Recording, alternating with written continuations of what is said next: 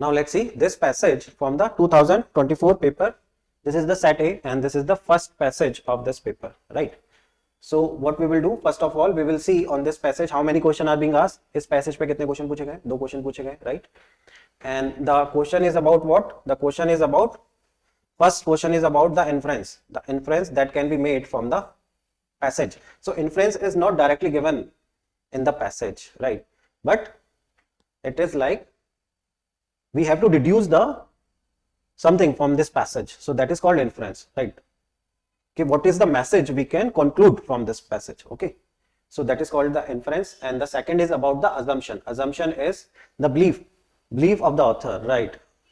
This is not stated in the passage. Okay, ये passage में कहीं बोला नहीं जाता है. assumption होता है कि कोई चीज जिस पे आप believe कर रहे हो, जिसको सोच के आपने passage लिखा है, right? So that is called the assumption. Okay, now first of all let's see the passage.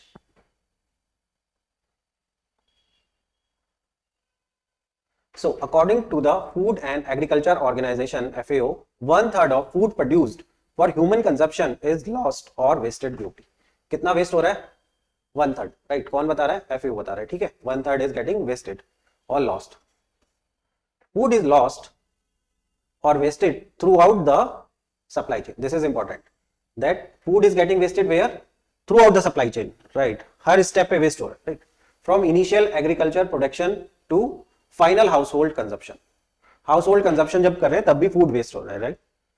The increasing wastage also result in land degradation, right? Wastage की वजह से क्या हो रहा है? लैंड डिग्रेडेशन हो रहा है. कितना? अराउंड 45%. मेनली ड्यू टू, कैसे? Due to deforestation, unsustainable agriculture practices, right? And excessive ground water extraction, right?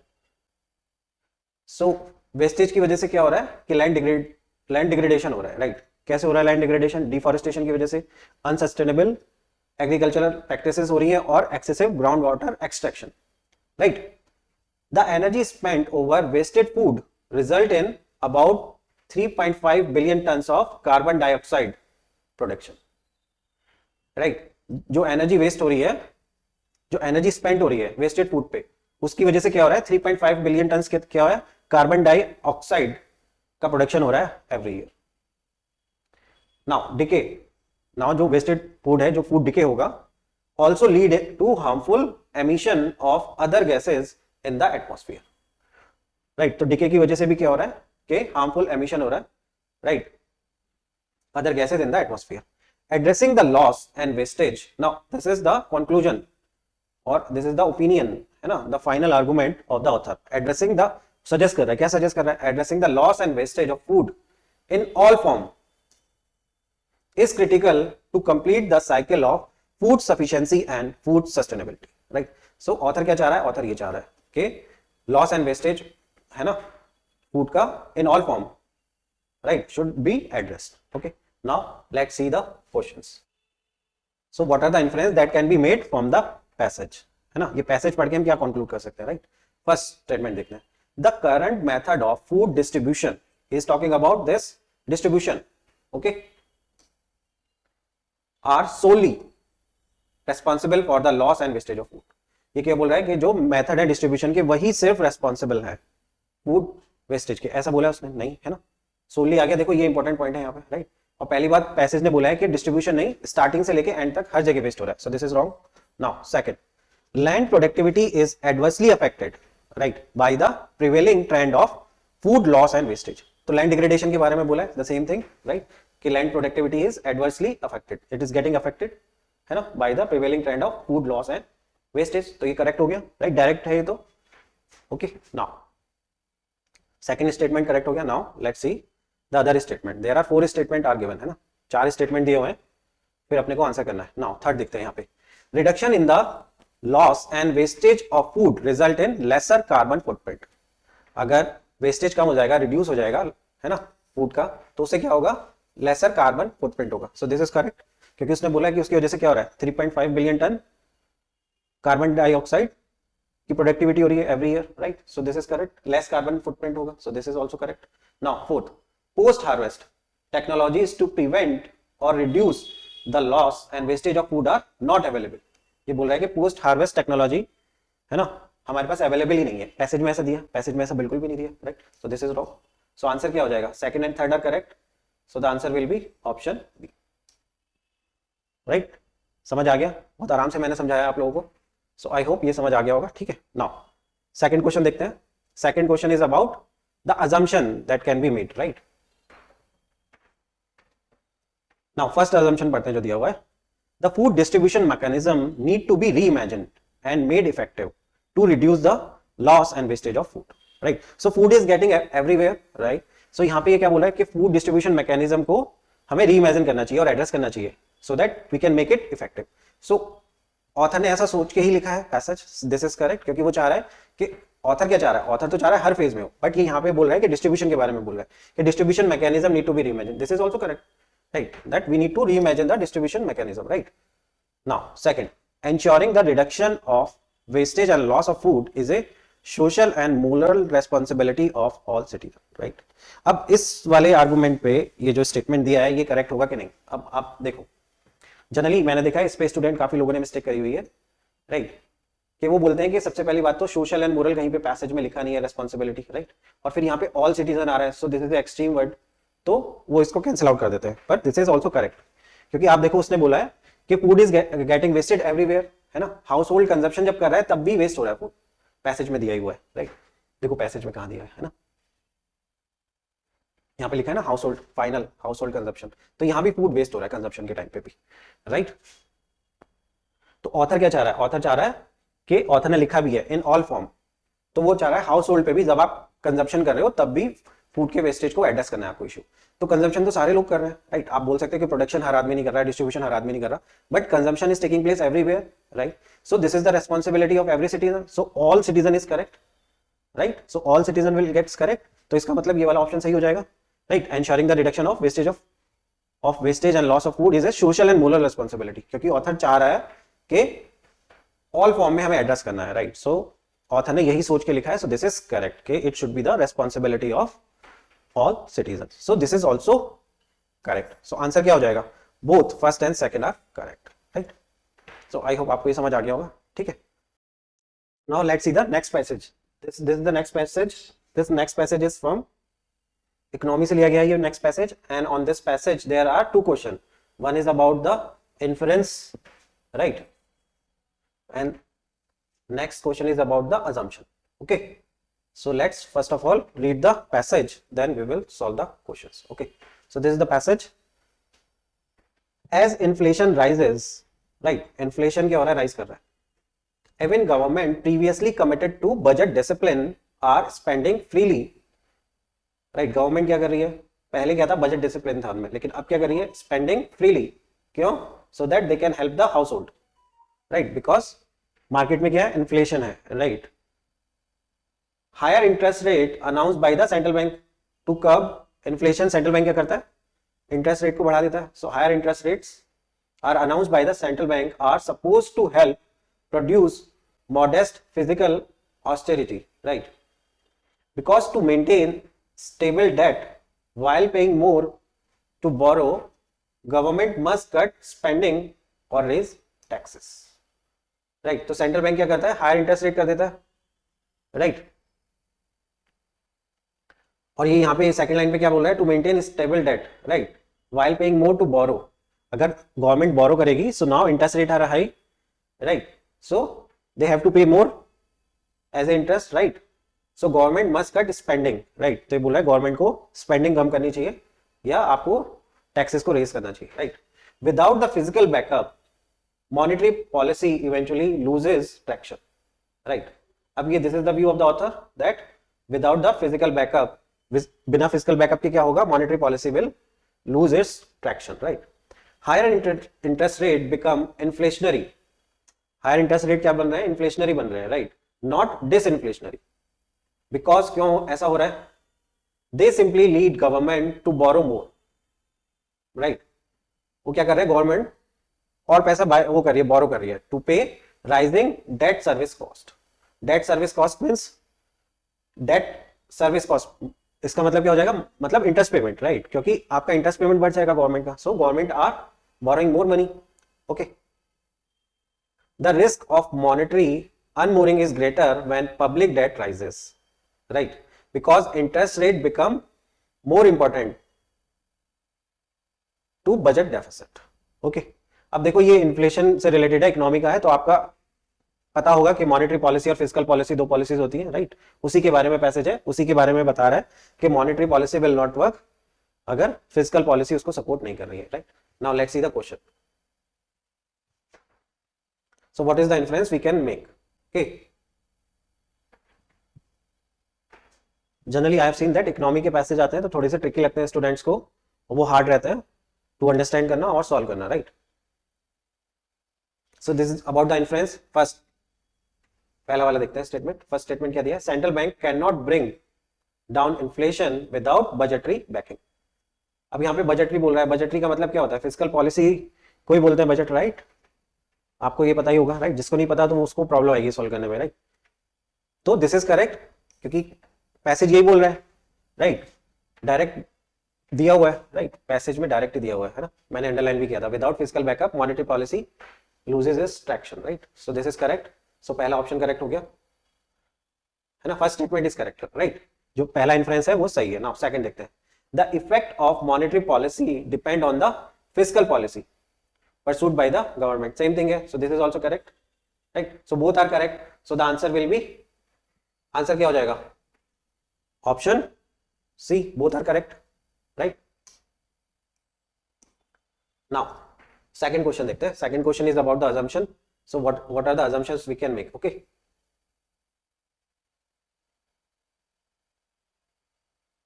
This. So what are the assumptions? पहला क्या assumptions दिया हुआ है? Physical policy of government are C दिया हुआ है सोली रेस्पॉन्सिबल. सोली responsible का होता है कि सिर्फ यही रेस्पॉन्सिबल है for higher prices, right? So this is wrong, है ना? एक्सट्रीम वर्ड का यूज हो रहा है, सोली रेस्पॉन्सिबल, राइट? कि फिजिकल रेस्पॉन्स पॉलिसी है वही रेस्पॉन्सिबल है, राइट, फॉर हायर प्राइसेस. ऐसा बिल्कुल भी नहीं है. Now second, higher prices do not affect the long term government bond. अभी this is talking about the bond. Bond के बारे में पैसेज में कहीं बात करी है, राइट? आपको इसमें जनरल नॉलेज वाला अपना कॉन्सेप्ट यूज नहीं करना है. पैसेज में दिया है या नहीं? पैसेज में नहीं दिया. बॉन्ड के बारे में कोई भी इंफॉर्मेशन नहीं दी हुई है. So this is wrong, right? So answer क्या हो जाएगा? Neither first nor second, right? So answer will be option, ठीक, okay. So now let's solve the next passage. This is the next passage, and on this passage there are two questions. One is about, they are asking the inference that can be made, and another is about the assumptions, right? So now let's read the passage, then we will solve it, right? फिर उसके बाद हम question solve करेंगे, right? पहले passage को पढ़ते हैं. Today if we consider cities such as New York, London and Paris, आज की बात कर रहे हैं, है ना? As some of the most iconic city in the world, it is because, ऐसा क्यों है, right? ऑथर बता रहे हैं ऐसा क्यों है, right? Because plans carrying a heavy system approach. जो प्लान्स है उनमें क्या है? हैवी सिस्टम अप्रोच है. Were imposed on their presence, right? The backbone of the system theory. Now they are talking about the system theory. उसने बताया system approach use कर रहा है. Same thing, system theory is the process of, system theory क्या है वो बता रहा था, right? System theory is the process of translating social, spatial, cultural desirables into mathematical models using computing, statistics, optimization and an algorithmic way of formulating and solving problems, right? यहाँ तक क्या बताया उसने? सिस्टम अप्रोच के बारे में बताया, ठीक है? Now, the early universities of West, which began to train professional in planning, spawned some of the most ingenious planner, right? अगर इसका मतलब नहीं भी पता, इससे हमें पता लग रहा है कि क्या बोल रहा है. which begin to train professional in planning, है ना? some of the most ingenious planner, है ना? तो उसकी वजह से बहुत सारे ingenious planner आए, right? who were expert in these domain. okay, this was because these very subject were, ऐसा क्यों हुआ? these very subject, कौन से सब्जेक्ट जो यहाँ पे डिस्कस किए उसने, ठीक है, were absorbed into the planning curriculum that had its roots in the social science, geography and architecture, right? ऐसा क्यों हुआ? क्योंकि ये जो सब्जेक्ट्स थे वो प्लानिंग फेज में ही, राइट? यहाँ पे लिखा है ना, planning curriculum that had its root in the social science, geography and architecture. Planning in India, now they are talking about planning in India, कि इंडिया में कैसी है, and its education, right, differ from the west, right? Planning and its education both differ from the west. इसका मतलब वैसे नहीं है जैसे वहां पे है जहां पे मोस्ट आइकॉनिक सिटी है, राइट। नाउ क्वेश्चन देखते हैं। So first of all, we have to find the inference, right? Inference is something we can deduce from the passage. हम passage पढ़ के क्या conclude कर सकते हैं, right? This is not given directly, right? Now first, curriculum for urban planning courses should have diverse and interdisciplinary approach, है ना? तो curriculum की बात कर रहा है, right? For urban planning, right? Courses should have diverse and interdisciplinary approach. वहां भी वो बोल रहा है, अगर आपने देखा हो लास्ट में बोला है, स्टार्टिंग में भी बोला है, राइट? कि देखो, right, root in the social science, geography, architecture, है ना, कि वहां पे ऐसा क्यों हुआ, और यहाँ पे भी बोल रहा है ना, कि सिस्टम अप्रोच क्या क्या यूज कर रही है, they are using the computing, statistics, optimization etcetera, right.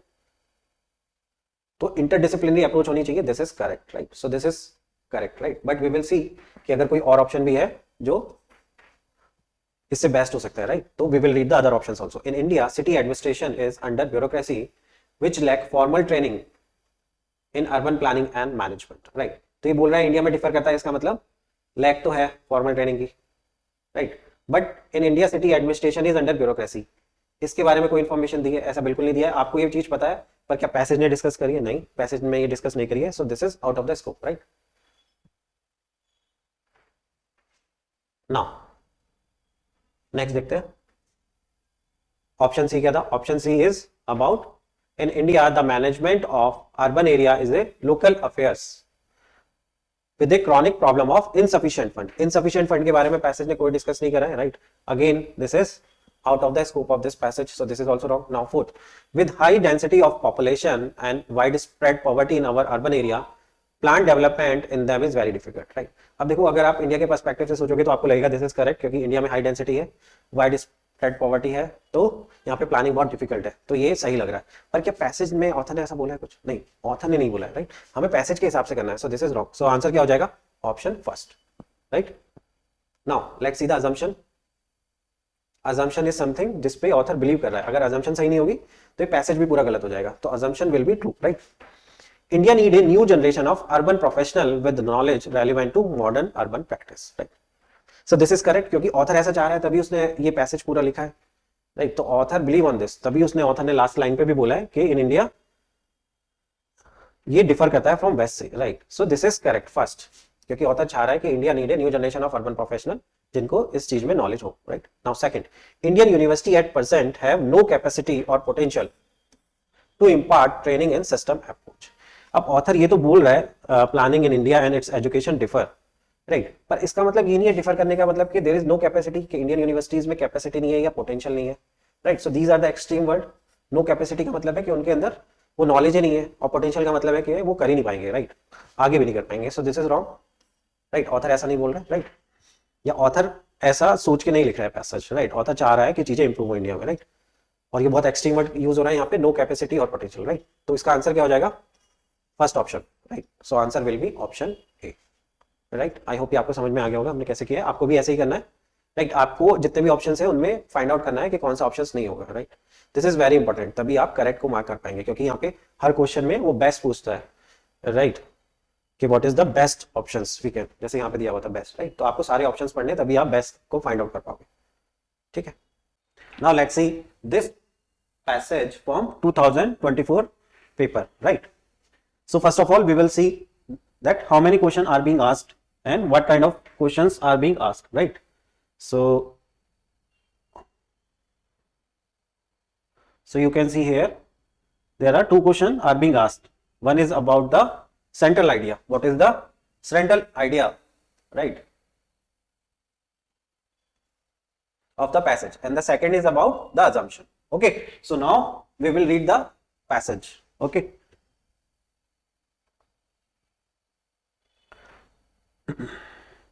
So this is the passage. Yes, not every voice on the internet command the same kind of audience. See, extreme word you have to remember, right? This is not every voice, right, on the internet command the same kind of audience. When anonymous private entity with high capital can pay for more space for their opinion, right? With high capital, what they are getting more space. Where? On the internet for their voice. They are effectively buying a louder voice, right? So जो private entity है, जो ज्यादा पे कर सकते हैं, उनको क्या है, इंटरनेट पे क्या मिल रहा है, लाउडर वॉइस मिल रही है. लाउडर वॉइस का मतलब है कि ज्यादा एंगेजमेंट हो रही है, ज्यादा ऑडियंस मिल रहे हैं उन लोगों को, right? If political discourse in the digital sphere, right, now author is talking about the political sphere, right? If political discourse in the digital sphere is a matter of outshining one's opponent till the election is won, then the quality of politics. अब यहां पे क्या बोल रहा है? Then the quality of politics suffer. ये उसकी opinion है ऑथर की, राइट? कि क्या होगा? Quality of politics will suffer. The focus of social media, now they are talking about the social media, is restricted to the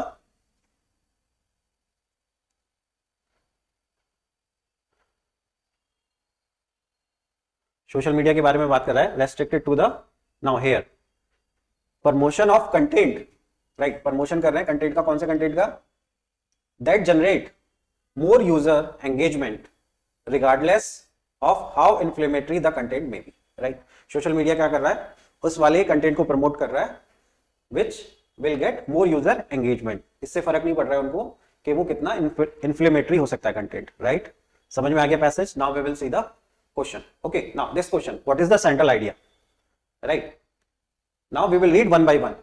We will read all the options because we have to select the best, right? In the question it is given like you have to select the best out of these four options. Okay, now first, constructed as a marketplace of view, social media ensure instant access to information, right? अब देखो ये जो दिया हुआ ना, social media ensure instant access to information, ये normal सबको पता है ऐसा है, ठीक है? This is correct. बट क्या ऑथर ऐसा बोल रहा है, राइट? ऑथर का ये मेन पॉइंट है? ऑथर का ये मेन पॉइंट नहीं है, राइट? वो प्रॉब्लम्स बता रहा है, right? So this is not the main point, right? So this is wrong. Now second देखते हैं. Social media are not ideal और moral institution but the product build by companies to make profit, right? अब ये कैसा है option? ये अगर आप देखो ये सही है, क्योंकि सोशल मीडिया क्या है? सोशल मीडिया क्या है? यहाँ पे बोल रहा है नॉट आइडियल और मोरल इंस्टीट्यूशन, राइट?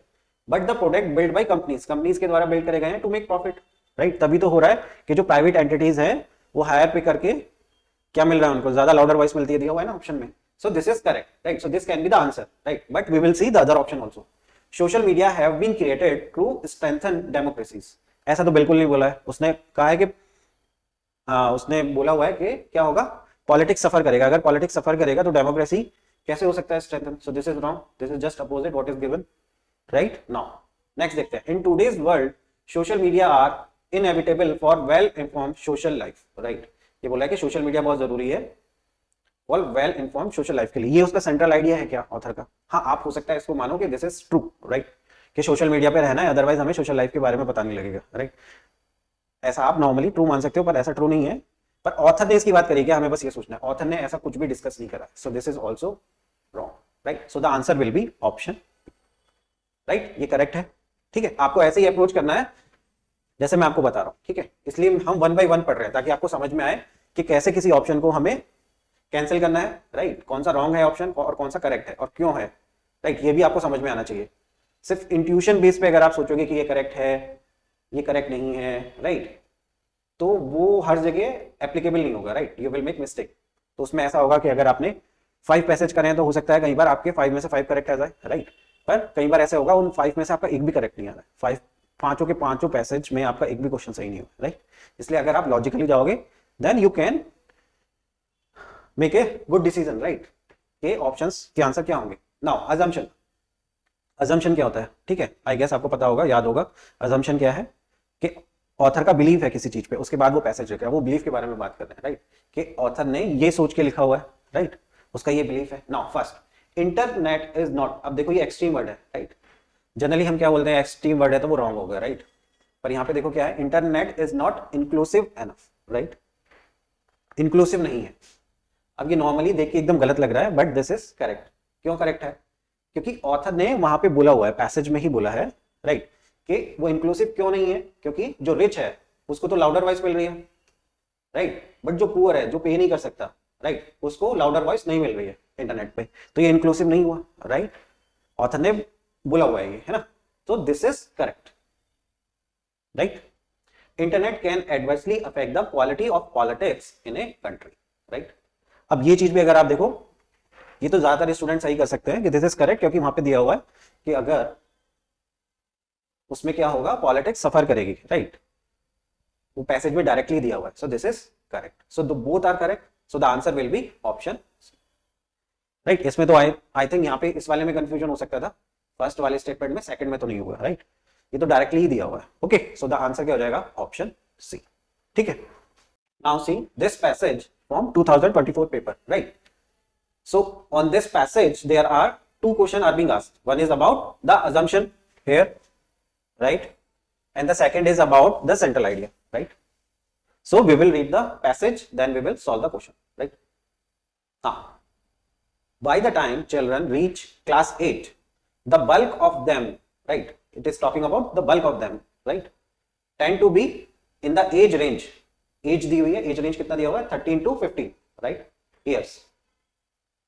क्लास 8 में उनकी एज रेंज कितनी हो जाएगी, 13 to 15, okay. But in our country about a quarter of all children in class 8, quarter का मतलब 1/4, okay, of all children in class 8 struggle with, किससे struggle कर रहे हैं, reading simple text, and more than half, right, more than half are still unable to do basic arithmetic operations like division. Every year about 25 million young boys and girls from elementary school move into the life that lies for them beyond compulsory schooling, right, class 8 तक compulsory schooling है, right, they cannot enter the workforce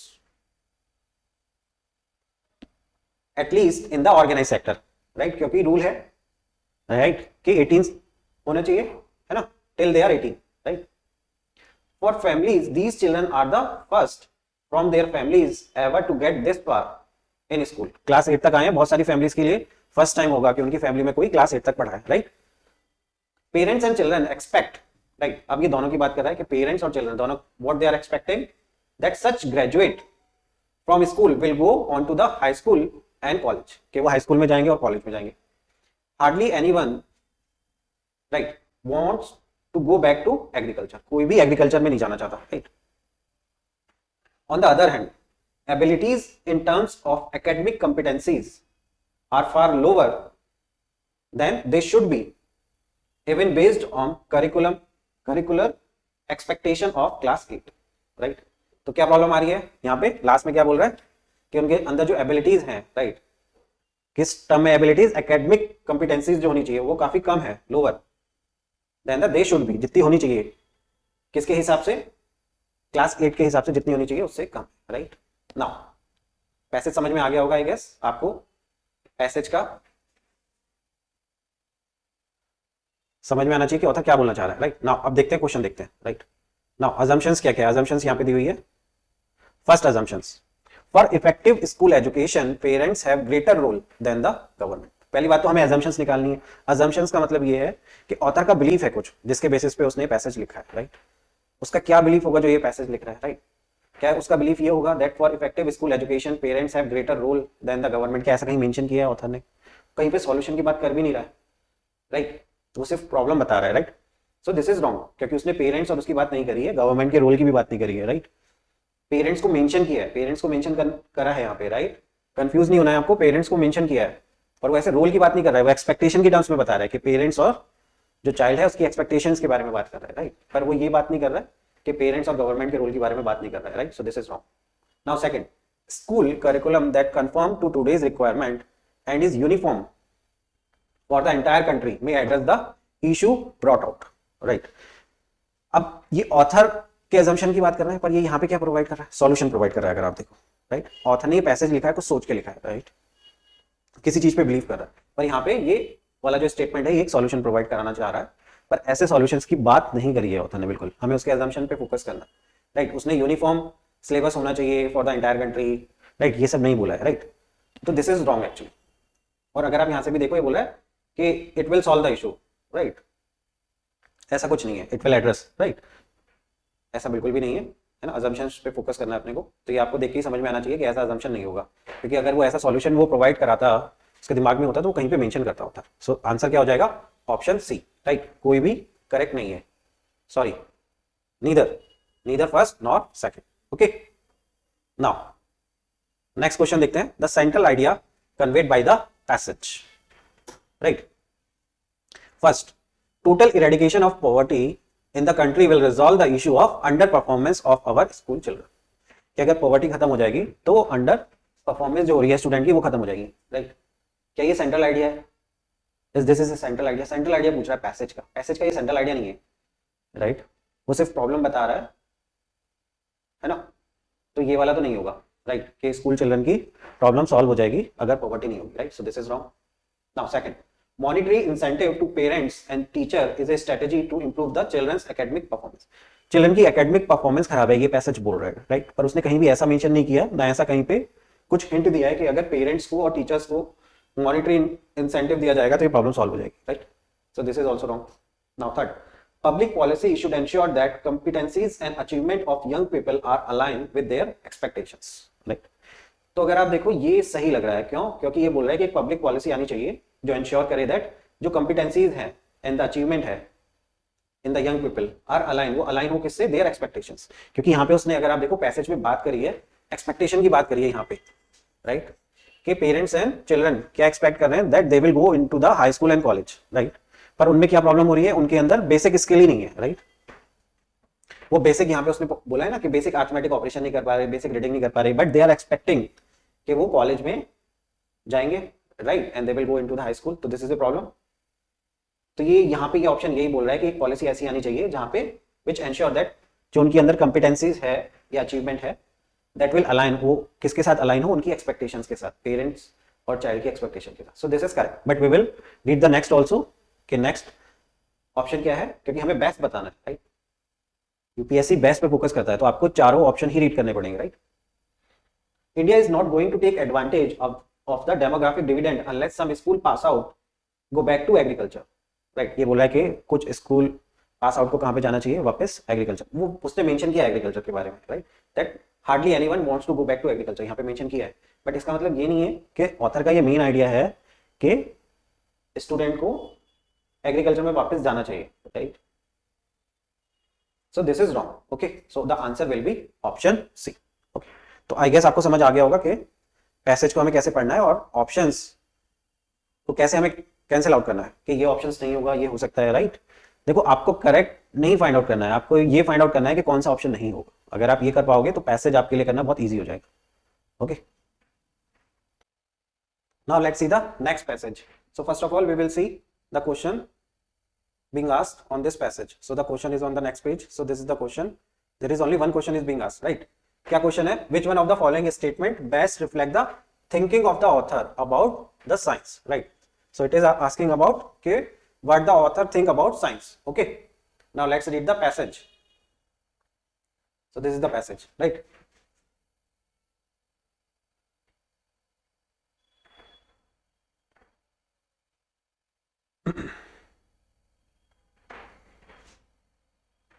We take it for granted now that, see, when author is saying about we take, इसका मतलब है author का view आ रहा है, right? We take it for granted now that science has a social responsibility, right? किस चीज को हम granted लेते हैं? That science has a social responsibility. The idea would not have occurred to Newton or Galileo, right? कि ये idea किसको नहीं आया था? जो ओल्ड साइंटिस्ट थे, कौन कौन? Newton and Galileo. They thought of science, उन्होंने क्या सोचा साइंस के बारे में? As an account of the world as it is, and the only responsibility that they acknowledge was to tell the truth, right? तो उन्होंने साइंस को कैसे देखा कि जैसी साइंस है वैसी है, right? उनका पर्पस था just to tell the truth. The idea that science is a social enterprise is modern, right? तो क्या बोल रहा है अभी ऑथर कि जो आइडिया है साइंस का, that science is a social enterprise, ये नया आइडिया है, right? And it begins at the industrial revolution. और ये कब स्टार्ट हुआ? इंडस्ट्रियल रिवॉल्यूशन में। We are surprised that we cannot trace a social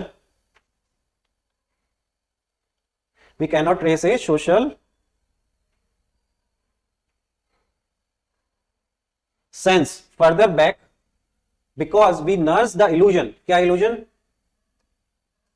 That the industrial revolution ended a golden age, right? Industrial revolution के बाद हमने क्या किया, उसको मानने लगे कि science as a social responsibility, right. पर उससे पहले क्या बोल रहा है कि उससे पहले गोल्डन एज थी, हम ऐसा मानते हैं, राइट। उसको एंड कर दिया किसने, इंडस्ट्रियल रिवॉल्यूशन। ओके, ये इल्यूजन है हमारा, राइट। ऑथर ने डायरेक्टली लिख दिया है कि this is an illusion, right. Now thinking क्या है ऑथर की, science must value the commitment of scientist. ऐसा कुछ ऑथर बोलना चाह रहा है। ऑथर किसके बारे में बात कर रहा है, ऑथर बात कर रहा है साइंस के बारे में और सोशल रेस्पॉन्सिबिलिटी के बारे में, राइट। सोशल साइंस के बारे में, वो साइंस और साइंटिस्ट के बारे में बात नहीं कर रहा है, राइट। तो ये बिल्कुल गलत है। Science must have value the commitment of scientist, ऐसा कुछ मेंशन नहीं है पैसेज में, ना ऑथर ऐसा बता रहा है, right. Science is a product of civilized society and must be used for the promotion of scientific awareness in people. Author ने ऐसा कुछ भी डिस्कस नहीं किया है अवेयरनेस के बारे में, right. So this is also wrong, this is out of the scope. Now third, industrial revolution was made possible by the advancement in science, right. अब ये आपको सही लग सकता है कि इंडस्ट्रियल रिवॉल्यूशन कैसे हुआ, by the advancement in science. This can be true also, but author का क्या ये व्यू है, ऑथर क्या बोल रहा है, ऑथर ने तो पहले ही इसको इल्यूजन बोल दिया है, राइट। तो दिस इज ऑल्सो रॉन्ग, और ये मेन पॉइंट नहीं है ऑथर का, राइट। नाउ फोर्थ, अब देखो फोर्थ बचा है तो फोर्थ ही करेक्ट होगा, but still we have to read it, okay. Science must pursue truth but be responsible for social welfare, right. तो यही व्यू है कि साइंस को परस्यू करना चाहिए truth but be responsible for social welfare. तो यही मॉडर्न व्यू है। ओल्ड व्यू क्या था, just to tell the truth, but this is the modern view. तो this is the thinking of author, so this is correct option. So answer क्या हो जाएगा, option D, okay. So now let's see this passage. On this passage there are two questions, right? So first question is this one, which one of the following are empathetically conveyed by the author of the passage? So the message conveyed by the author, right? And the second question is about the assumption, right? So first of all, now we will read the passage, then we will solve the questions, right? So now see, this is the passage.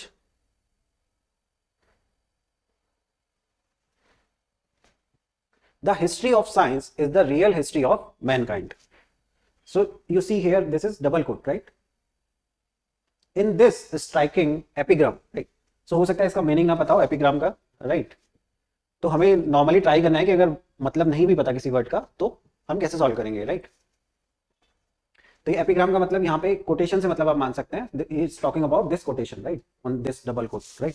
So in this striking epigram a 19th century writer link, किसका है, किसने बोला है, ये 19th century का कोई writer है, उसने बोला है। वो क्या कर रहा है, लिंक कर रहा है science with its background, right.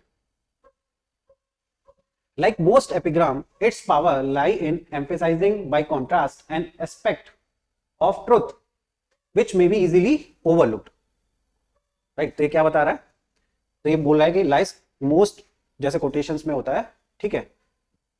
तो यहां पे ये एक इंपॉर्टेंट पॉइंट को, ट्रुथ को बता रहे हैं जो नॉर्मली ओवरलुक हो जाता है, right. In this case it is easy to overlook, क्या यहां पे ओवरलुक हो रहा है इन दिस केस में, the relation between science and mankind, right. वो क्या बोल रहा है, in this case it is easy to overlook the relation between science and mankind and to treat the former as some abstract third party, right. Former मतलब science के बारे में बोल रहे हैं, इसको क्या मान रहे हैं, इसको कैसे ट्रीट कर रहे हैं, as third party, which can sometime be praise for its beneficial influence but frequently and conveniently blamed for the horror of the war. तो साइंस को क्या कर रहे हैं, साइंस को प्रेज कर रहे हैं और ज्यादातर क्या कर रहे हैं, फ्रीक्वेंटली क्या कर रहे हैं, ब्लेम कर रहे हैं, राइट। किसके लिए, वॉर के लिए। Science and mankind can not be divorce from time to time at men's convenience, right. तो ये ऑथर का व्यू पॉइंट है, देखो यहां से ऑथर का व्यू पॉइंट पता लग रहा है, right. Science and mankind can not B, right, divorce from time to time, right. Yet we have seen that in spite of countless opportunity of improvement, the opening year of the present period of civilization has been dominated by the international conflict, right. तो बोल रहा है कि अभी recent year में बहुत सारे conflict, international conflict देखने को मिलते हैं, right. In this the inevitable result of the progress of science, ये क्वेश्चन पूछ रहा है, इज दिस, ये जो फाइट हो रही है, जो वॉर हो रहे हैं, जो कॉन्फ्लिक्ट हो रहे हैं, is this the inevitable result of the progress of science और does the fault lies elsewhere? ये साइंस की वजह से हो रहे हैं या फॉल्ट कहीं और लाई कर रहा है? And after it there is a question mark, right? Right, तो थोड़ा आइडिया समझ में आ गया होगा ऑथर क्या बोल रहा है, राइट? अब हम देखते हैं क्वेश्चंस को, right? Now this is the question conveyed by the author, right? First क्या है statement? Without science Mankind could not have, right,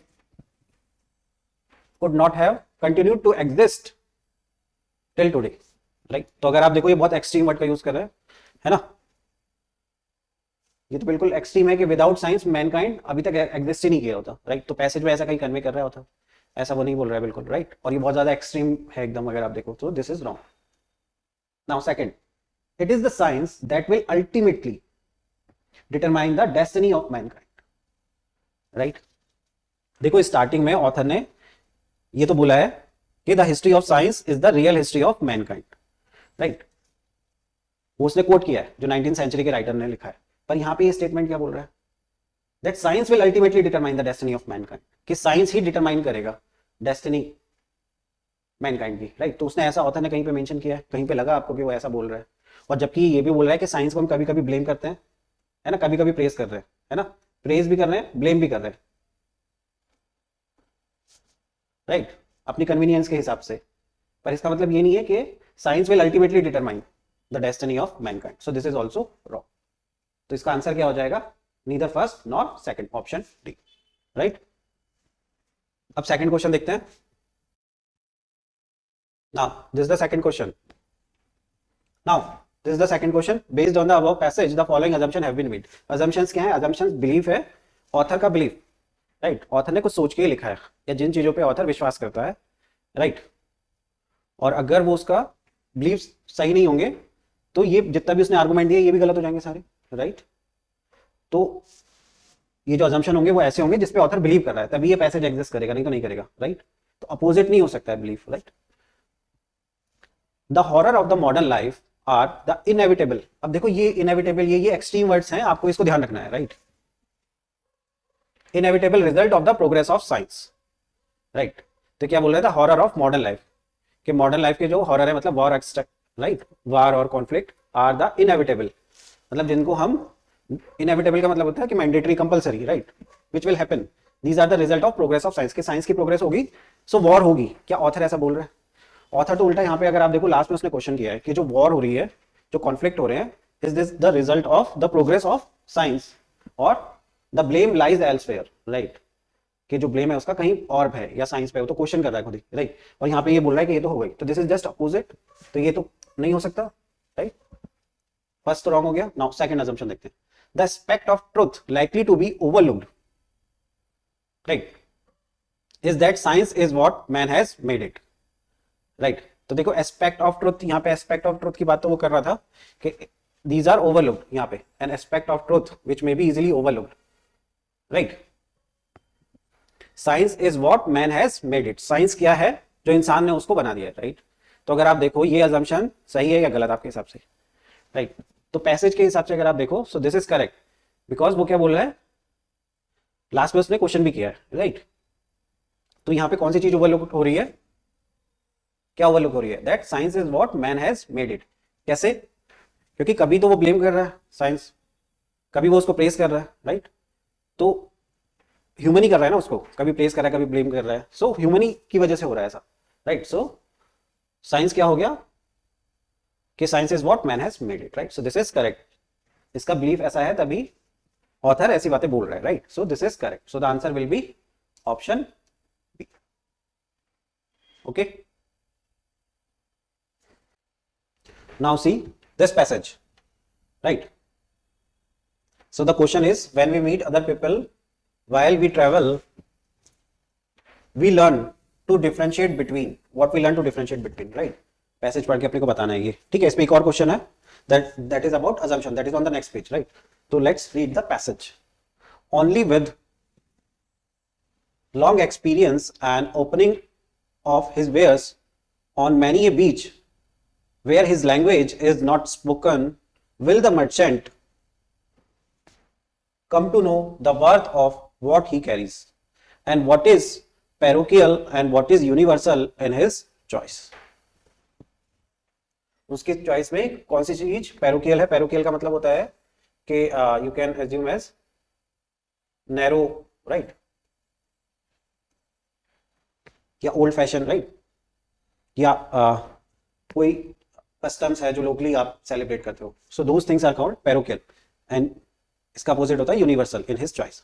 such delicate goods as justice, love and honour, courtesy, and indeed all the things we care for are valid everywhere, but they are variously molded and often differently handled, right, and sometimes nearly unrecognizable if you meet them in a foreign land. And the art of learning fundamental, क्या बोला है? The art of learning fundamental common values is perhaps the greatest gain of travel. तो greatest gain of travel क्या बता रहा है वो? The art of learning fundamental common values, right. The greatest gain of travel to those who wish to live at ease among their fellows, right. किन लोगों के लिए? जो ईज पे रहना चाहते हैं, right, among their fellows. Okay, तो इसमें डायरेक्टली थोड़ा ये ट्रिकी सा पैसेज है. अगर आप देखो, बहुत सारे स्टूडेंट को ये समझ में नहीं आता है पैसेज, राइट. तो जैसे हमने करा है वैसे ही करना है. आपको थोड़ा सा आइडिया लग गया है कि आप किसकी बात कर रहा है. अगर आप देखो एक बार और पढ़ते हैं इसको, अब हमें समझ में आ गया है कि वो कॉमन वैल्यूज के बारे में बात कर रहा है, right. Now only with long experience, right, and opening of his wares on many a beach where his language is not spoken, उसके वेयर्स क्या हो जाएंगे? उसकी वैल्यूज यहाँ पे, right. Will the merchant comes to know the worth of what he carries, उसकी worth उसको कब पता लगेगी? राइट, जब वो ट्रैवल करेगा, right. And what is merchant से मतलब आप यहाँ पे ट्रैवल को ले सकते हैं, राइट. स्पेसिफिक किसी मर्चेंट की बात नहीं कर रहा, कोई भी ट्रैवलर है उसको मर्चेंट है, right. And what is parochial and what is universal in his choice, उसको पता लगेगा कि उसकी चॉइस में कौन सी चीजें पैरोकियल है और कौन सी चीजें universal. Such delicate goods, justice, this and all the things we care for are valid everywhere, they are valid everywhere, right. But they are variously, पर वो अलग तरीके से मोल्ड होती है, and often differently handled, different तरीके से handle की जाती है, राइट. एंड समटाइम नियरली वो अनरिकॉग्नाइजेबल रहती है if you meet them in a foreign land. And the art of learning fundamental common values is perhaps the greatest gain of travel. Okay, अभी समझ में आ गया होगा. Now let's see the question.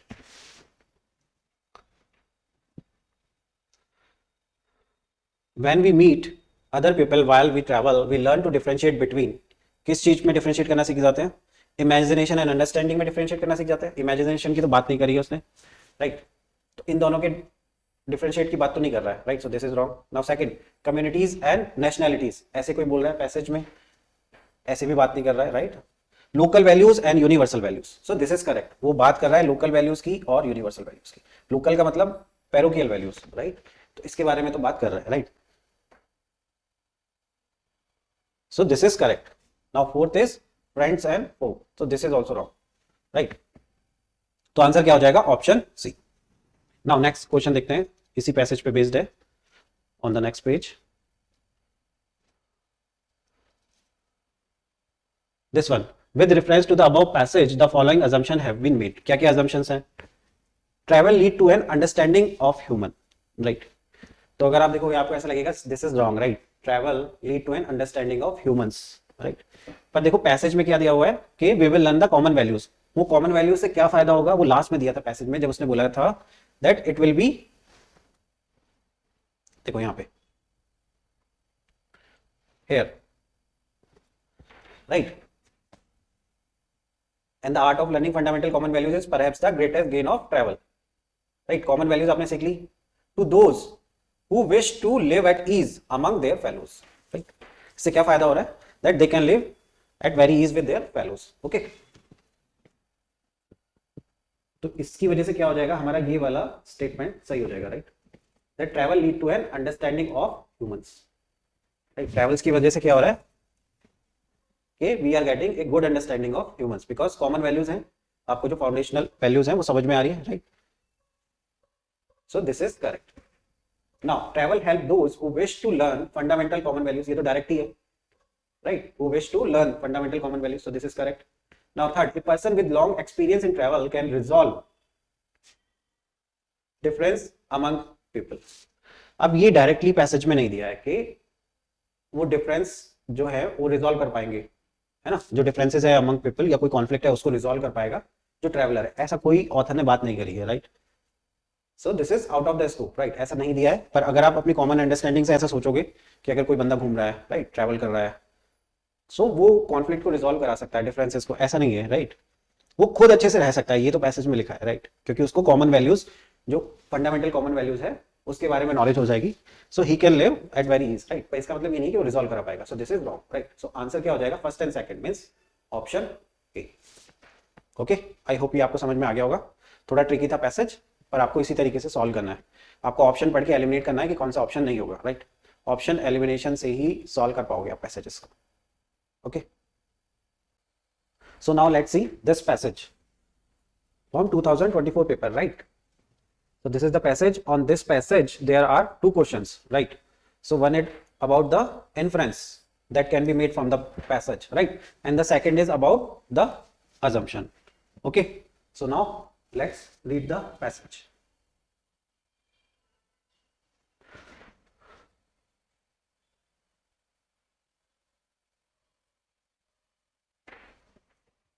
So conventional classroom by emphasizing, so conventional classroom की बात कर रहा है, right, by emphasizing fixed duration over learning effectiveness, right. So conventional classroom में किस पे emphasize हो रहा है, fixed duration पे, right, learning पे नहीं हो रहा है, ठीक है.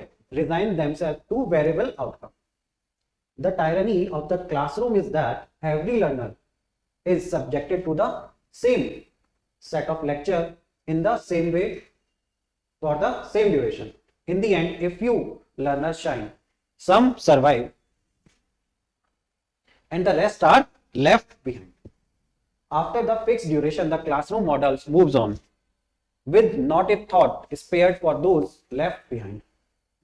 This is how we end up with 10% employability in our graduate after a decade and half of formal education. Repeating the same ineffectual script in the realm of skill education. ये बोल रहा है अगर skill education जो अभी सरकार promote करना चाह रही है, अगर उसमें भी इस तरीके से हुआ, so this will not produce different result.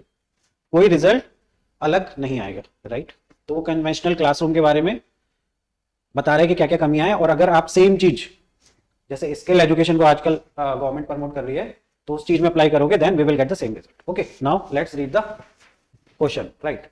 अब इन्फरेंस क्या है, inference is from this passage what's the conclusion we can make, right. So this is not given in the passage but we have to deduce that, right.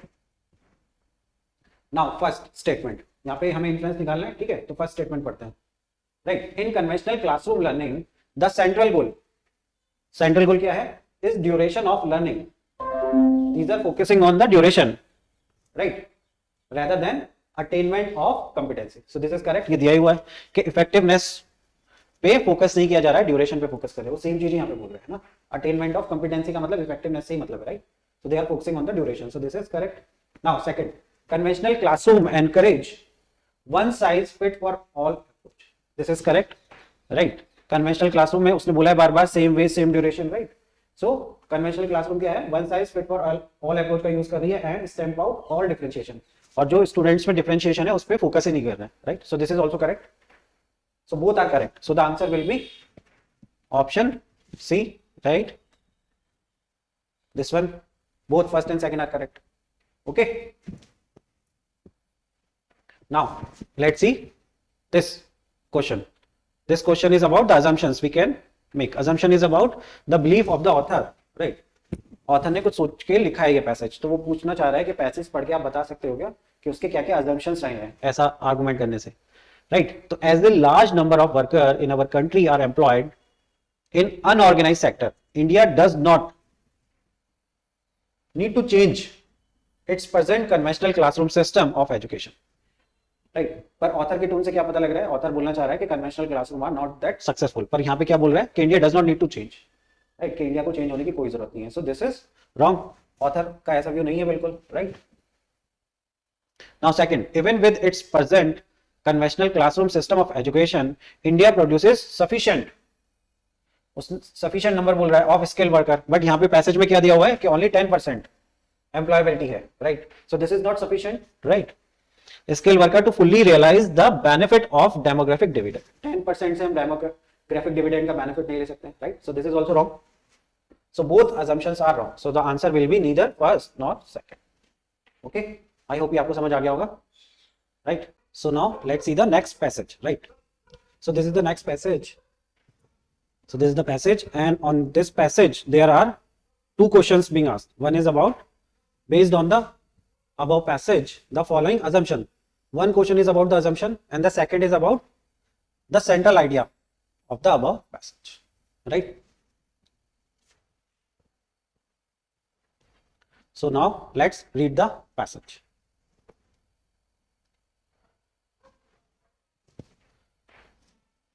So when a child reaches adolescence,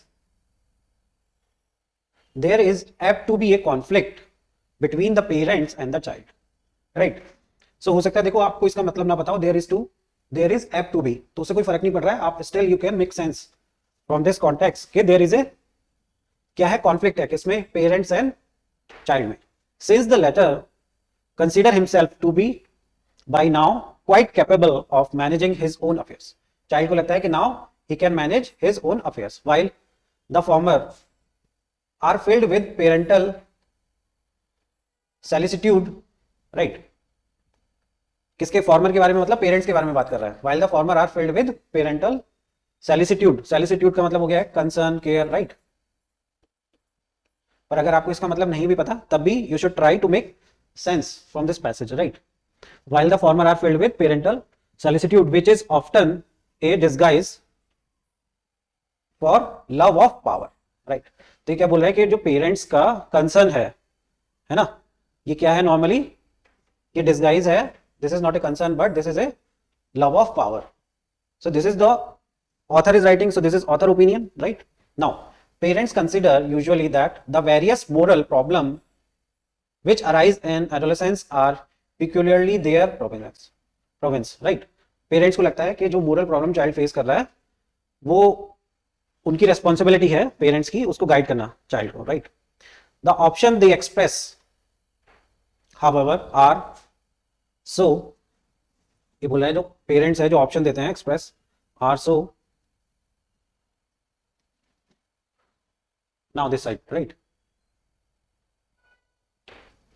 are so dogmatic that the young seldom confide in them and usually go their own way in secret. So parents जो option देते हैं, so what is that? That is so dogmatic. Dogmatic का मतलब होता है कि it is inflexible kind of, right? So this is very dogmatic, right? Or very ideal, right? So that kind of options they provide to the child, right? But child is not confined in them and usually go, वो क्या करता है, अपने हिसाब से चीजें करता है in secret, right? secret में अपने हिसाब से करता है, right? So now assumptions. First question is about the assumptions. So let's read the first statement. The adolescent does not feel comfortable with his parents because they tend to be dominating and assertive, right? So this is correct because यहाँ पे लिखा ही है कि options जो parents provide कर रहे हैं that is very dogmatic. Dogmatic का मतलब सेम ही है, that this is dominating and assertive, right? So this is from directly from that, right? So that's why the child does not feel comfortable, है ना? और ये dominating वहां से भी आ रहा है when they are talking about this is the love of power. Power की वजह से कर रहे हैं parents, right?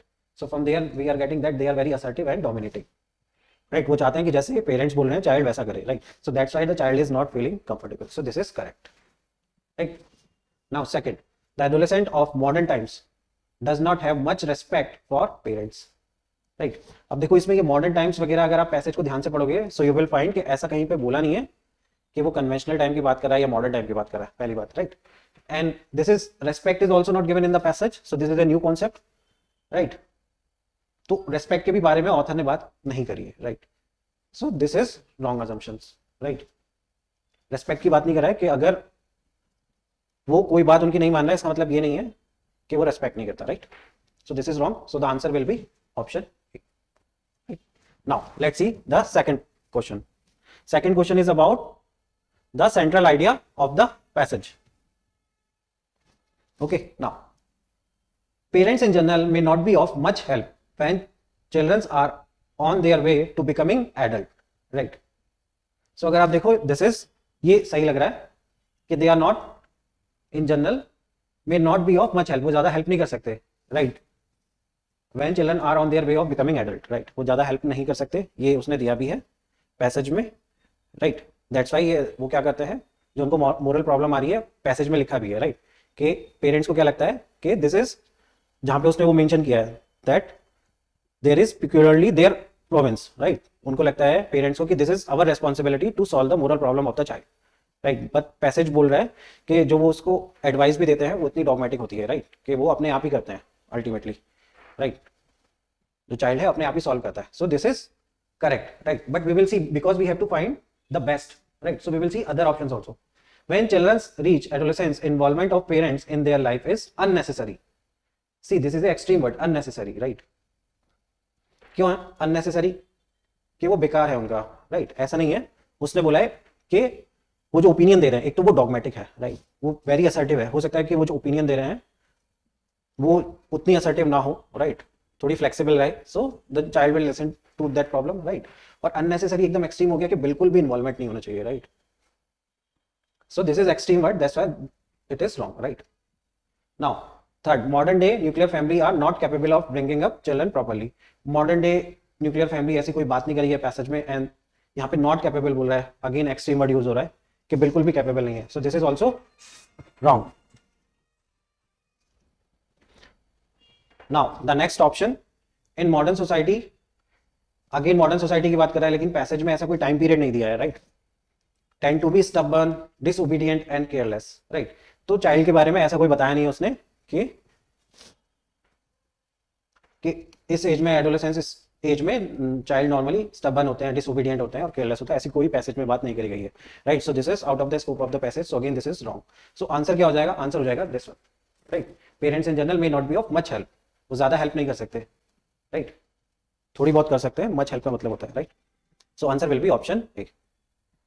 पैसेज थोड़ा ट्रिकी है, लेकिन ये पैसेज को इसी तरीके से सॉल्व करना है आपको, राइट. आप सोचोगे हर चीज का आपको एकदम मतलब पता लग जाए, आपको समझ में आ जाए, ऐसा नहीं होगा वहां पे, right. So you have to be smart, okay. So now let's see this passage. On this passage there is only one question is being asked, right. So this is about implied by the passage. What is implied by the passage, right? So this is the passage, this is a very small passage, right. When an international team of scientists pumped a carbon dioxide and water mix into underground basalt rock, वो क्या कर रहे हैं कि जो mix है carbon dioxide और water को मिक्स करके कहां पे डाल रहे हैं, underground of basalt rock, right. Basic chemistry took over. The acidic mixture dissolve rocks, calcium and magnesium. क्या कर रहा है, जो रॉक है बसाल्ट रॉक के कैल्शियम और मैग्नीशियम को डिसॉल्व कर रहा है और क्या बन रहा है, एंड फॉर्म्ड लाइमस्टोन. हमें फाइनल प्रोडक्ट क्या मिला, limestone, right.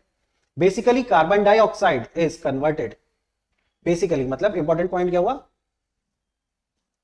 That carbon dioxide is converted into the stone. Carbon dioxide को हमने स्टोन में कन्वर्ट कर दिया. Exclaim the scientist, right. इसका मतलब है they are excited about this thing, that they are successfully able to convert carbon dioxide into stone. Okay, so now let's read the question. Passage समझ में आ गया होगा, अब फटाफट क्वेश्चंस को देखते हैं, राइट.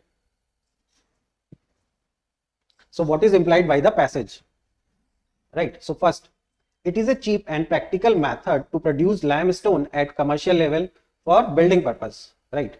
सो ऑथर का जो मेन पॉइंट है, what he is trying to convey, उसका मेन पॉइंट क्या है, मेन पॉइंट क्या है कि कार्बन डाइऑक्साइड को हमने कन्वर्ट कर लिया स्टोन में, right.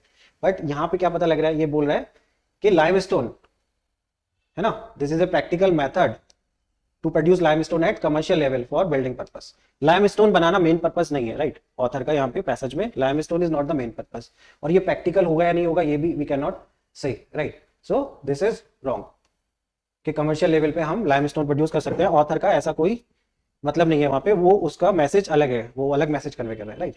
This can be used as one of the method for carbon sequestration.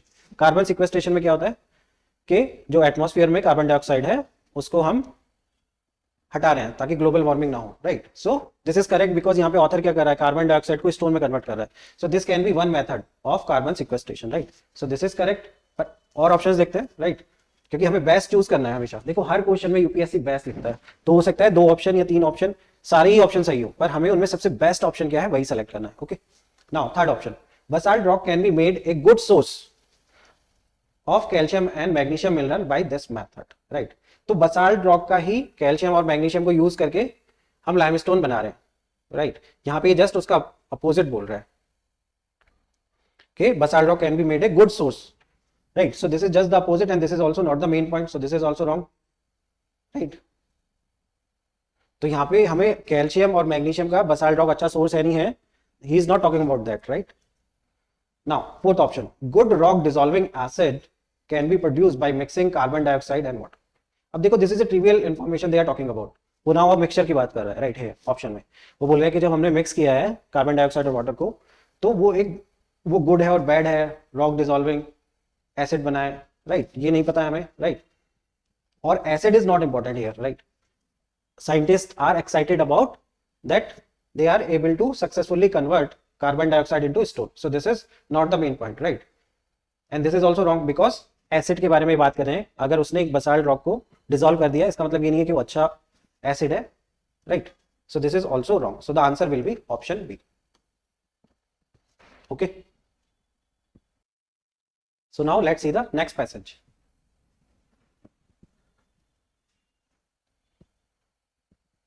so this is the passage and there is one question only, that is about the assumption, right।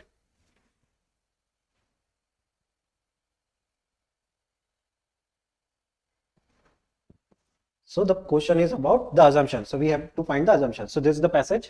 so geographer analyzed 175 satellite image of ocean color, which is an indicator of phytoplankton productivity at the ocean surface, right। तो ocean color क्या indicator है, phytoplankton की productivity का at ocean surface, and found that giant iceberg are responsible for storing up to 20% of carbon in the southern ocean, right. और उन्हें क्या पता लगा कि जो आइसबर्ग्स हैं they are responsible for storing क्या 20% carbon in southern ocean. The researcher discovered that melting water from giant icebergs which contain iron and other nutrient support hitherto unexpectedly high level of phytoplankton growth, right।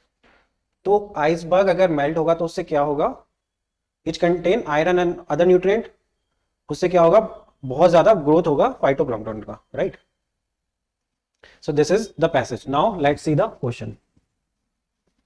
assumption, giant iceberg have a bearing on, किस पे bearing है, on primary productivity. Primary productivity कौन कर रहा है, phytoplankton कर रहे हैं, और फाइटोप्लैंक्टन की ग्रोथ होगी, पैसेज में लिखा है, राइट। अगर आइसबर्ग मेल्ट हो रहे हैं, है ना, so they have a bearing on primary productivity, this is correct, and food chain of the southern ocean, right. So this they are the part of the food chain, so that will also get affected, right. So this is correct, right. Now second, melting of giant iceberg can produce climate change effect. Climate change का effect क्यों होगा, क्योंकि passage में दिया हुआ है कि जो 20% कार्बन है that is stored in the iceberg, right. So अगर आइसबर्ग मेल्ट होगा तो क्लाइमेट चेंज पे इफेक्ट आएगा, right, and it will impact the world fisheries, it will also impact the world fisheries, right, क्योंकि आइसबर्ग में क्या है, न्यूट्रिएंट है एंड आयरन है, right. So it will promote the growth of fisheries, right. So it will impact the fisheries, right. अब देखो fisheries के बारे में डायरेक्टली पैसेज में नहीं दिया है, राइट। अगर आप देखो कहीं पे फिशरीज के बारे में मेंशन नहीं है, right, but this is about assumption. Assumption से क्या होता है कि ऑथर के दिमाग में कुछ बिलीफ है, उसके बेसिस पे उसने पैसेज लिखा है।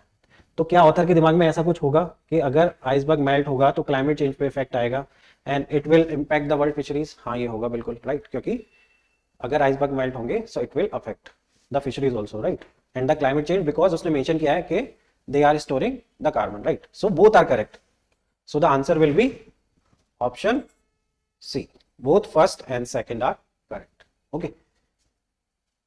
आई होप ये आपको समझ में आ गया होगा, राइट? ये तो इजी पैसेज था.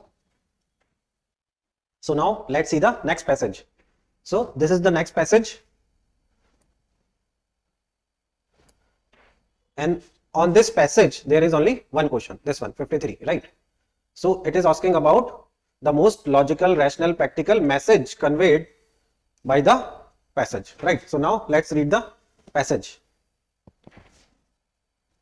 Evolution has endowed caterpillar that feed on corn, right? तो देखो आप बहुत सारे student I have seen that वो कंफ्यूज हो जाते हैं कि इसका मीनिंग नहीं पता एक तो, राइट? कैटरपिलर का भी मीनिंग नहीं पता, लेकिन क्या हम सेंटेंस से कुछ मीनिंग निकाल सकते हैं? इवोल्यूशन तो पता रहता है मैक्सिमम स्टूडेंट्स को, right? Evolution has endowed caterpillar that feed on corn. That feed on corn का मतलब ये समझ में आ रहा है कि किसी की बात कर रहा है ना, इंसेक्ट की जो कॉर्न खाता है, ठीक है? With a unique ability. अब देखो एंडाउट का मतलब अगर नहीं भी पता तब भी यहाँ पे we are able to make sense, right? That feed on corn with a unique ability, they can induce. अब इंड्यूस का मतलब आई हैव सीन बहुत सारे स्टूडेंट्स को पता होता है, बहुत सारों को नहीं पता होता, right? They can induce the plant. अब देखते हैं कि कैसे हम उस यहाँ पे पता लगा पा रहे हैं कि नहीं, अगर हम कॉन्टेक्स्ट को पढ़ रहे हैं, राइट? अगर हम इस लाइन को पढ़ रहे हैं तो हमें मीनिंग पता लग रहा है कि नहीं. They can induce the plant to turn off its defence against insect predator, right?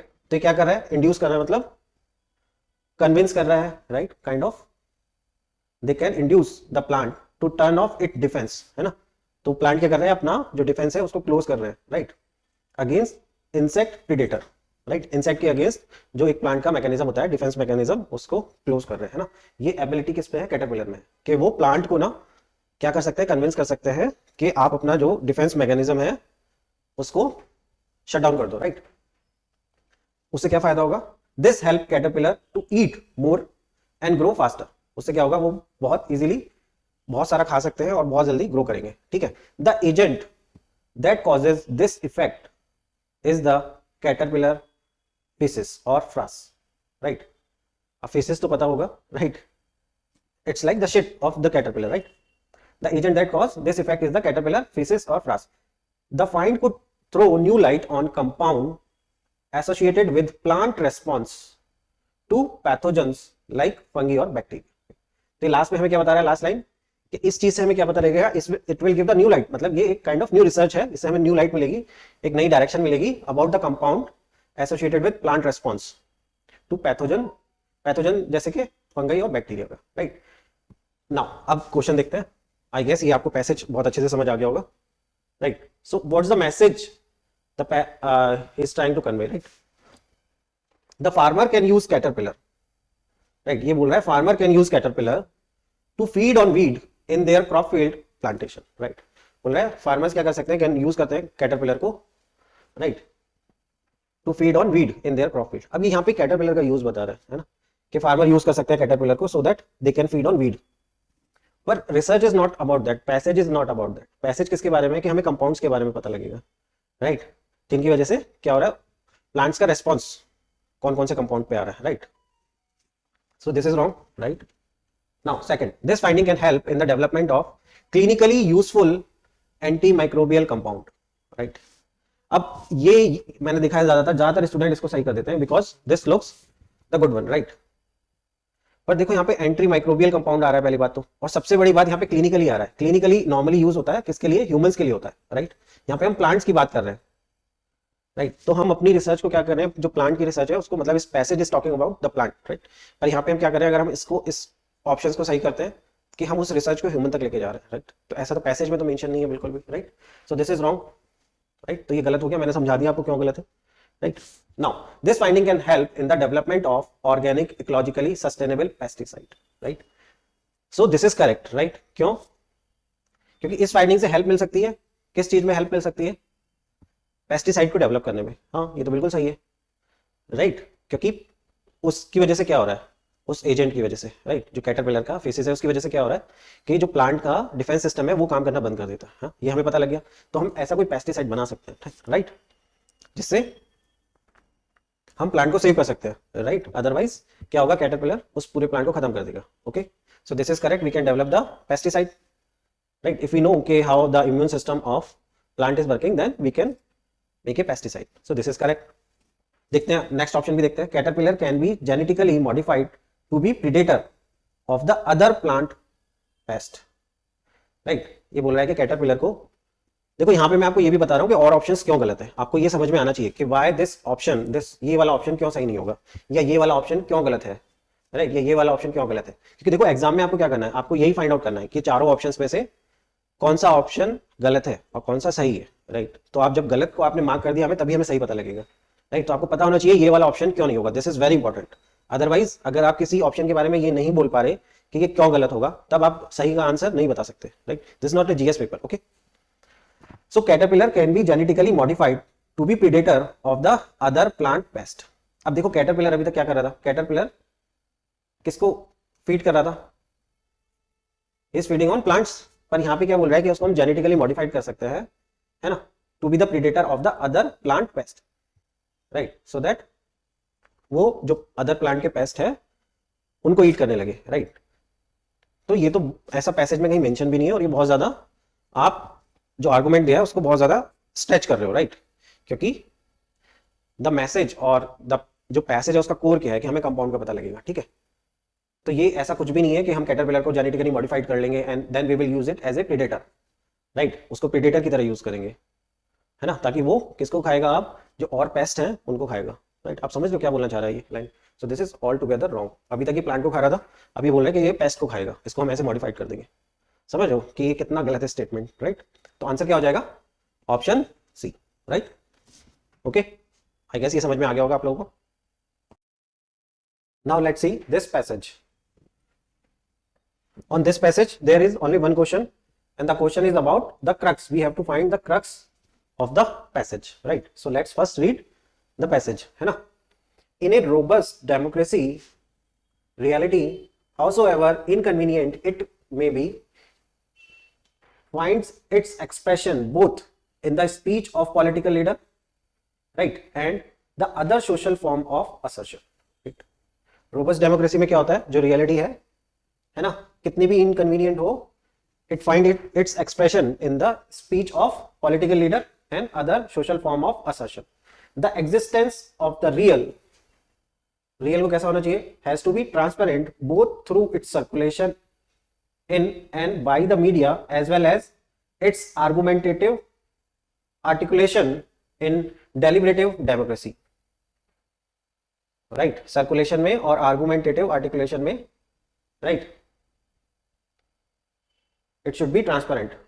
A normatively responsible media, through its communication effect, has the responsibility, क्या responsibility है, to circulate the content of the reality without distortion. Right. तो यहाँ पे ये भी बता रहा है कि what is the responsibility of the media. Right. तो पैसेज हमने पढ़ लिया है. Let's now see the question. So we have to find the crux. Right.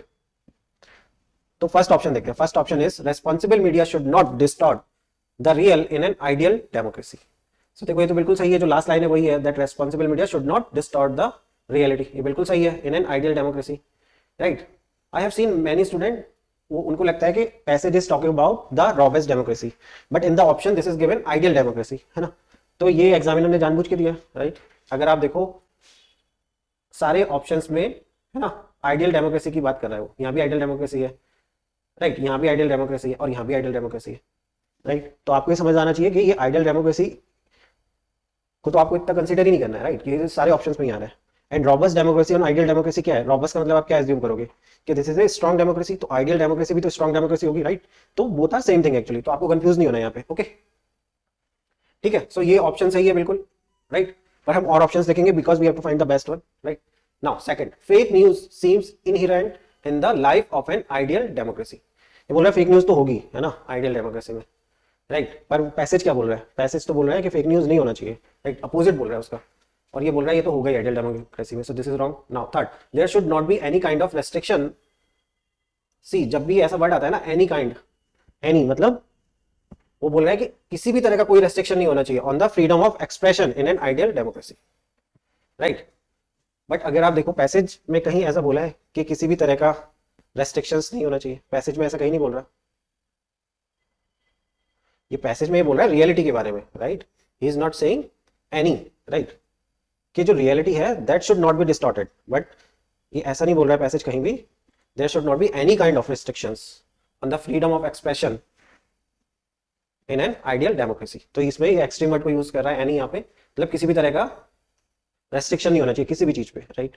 तो this is wrong. Irresponsible media and political leader can not B effectively controlled, ये बोल रहा है कंट्रोल ही नहीं किए जाएंगे आइडियल डेमोक्रेसी में, है ना,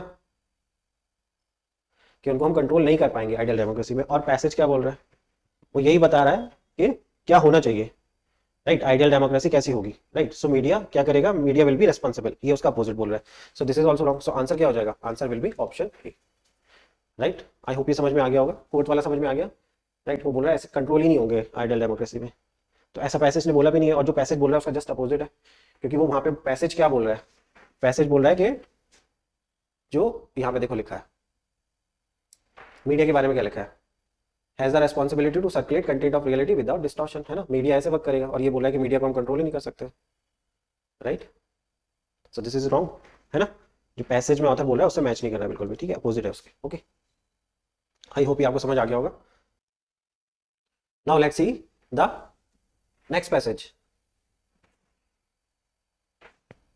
So this is the passage, right, and on this there is only one question, so it's asking about the message implied by the passage, right. So this is the passage, right.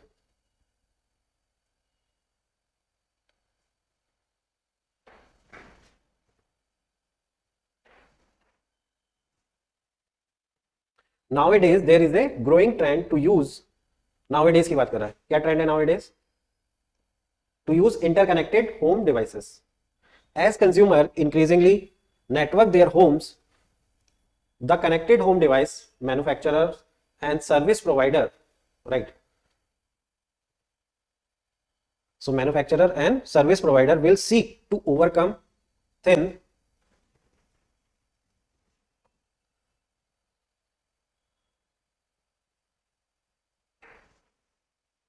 profit margin by gathering more of our personal data, right.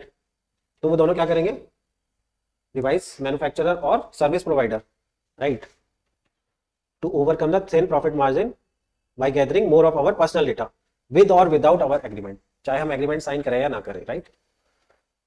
Turning the home, तो ये क्या करेंगे, personal data को gather करेंगे, right. Turning the home into a corporate store front, home को किस में बदल देंगे, corporate store front. Corporate marketers will have powerful incentive to observe consumer behavior to understand the buying need and preferences of the device owner. Device owner means the consumer, right.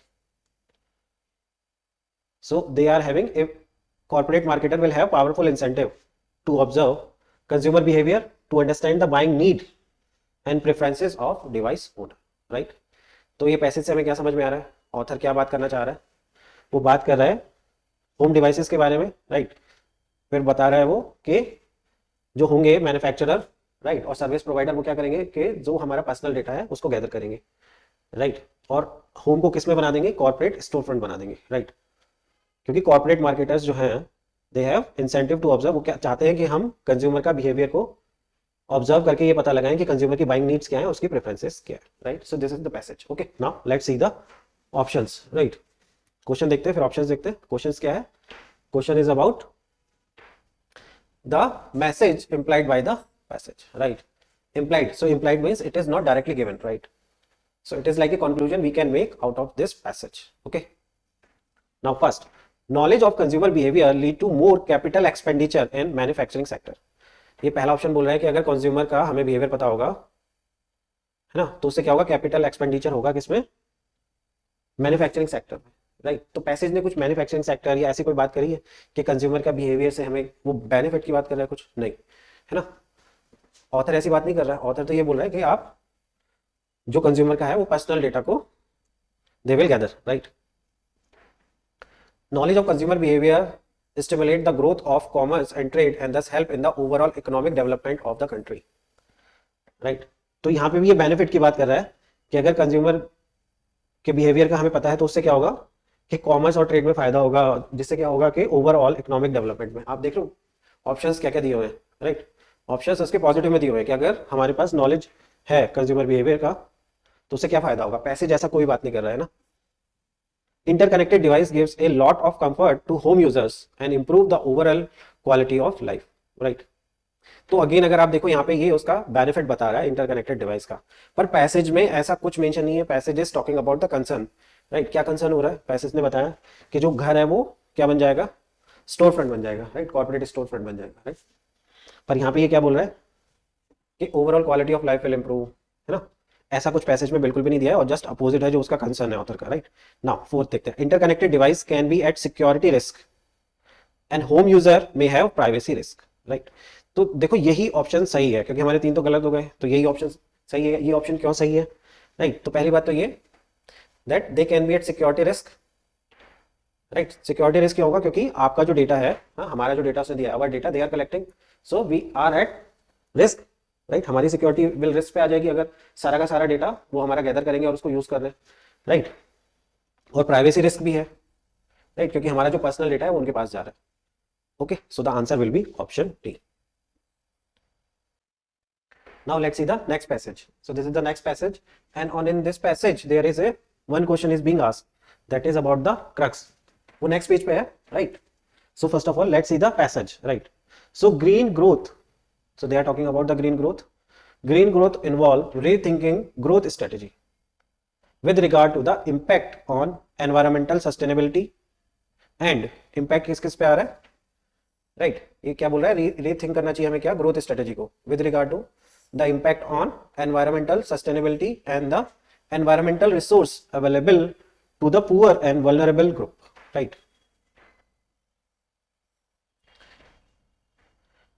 So इस line से हमें क्या पता लग रहा है कि क्या बोल रहा है ऑथर, ऑथर बोल रहा है कि we should rethink the growth strategy, है ना। क्यों सोचना चाहिए, क्यों हमें रीथिंक करना है, क्योंकि इसका इंपैक्ट हो रहा है किस पे, सस्टेनेबिलिटी पे, है ना, environmental sustainability and the resource available to the poor and vulnerable group. In rethinking growth we need to focus on the current reality, right, a resource constraint world. तो रियलिटी क्या है अभी हमारी कि रिसोर्स कंस्ट्रेंट वर्ल्ड है, resource intensive and in particular energy intensive process will need to make way for more efficient. तो क्या होना चाहिए, है ना, अभी क्या हो रहा है, अभी हो रहा है एनर्जी इंटेंसिव और रिसोर्स इंटेंसिव, उसकी जगह क्या होना चाहिए, more efficient and resource frugal development strategy, right.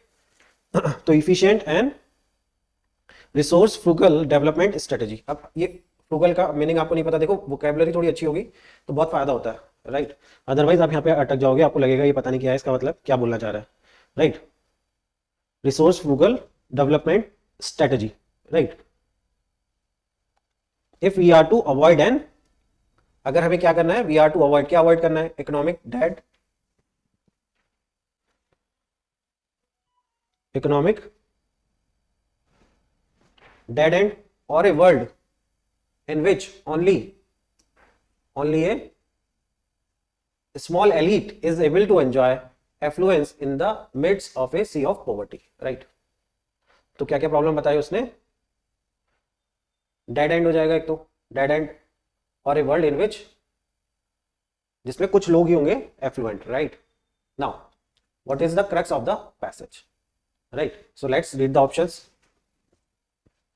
First, environmental sustainability is inimical to our objective of achieving a high rate of GDP growth, right। अब देखो यहाँ पे अगर इसका मीनिंग नहीं पता ना तो ये ऑप्शन समझ ही नहीं आएगा, right.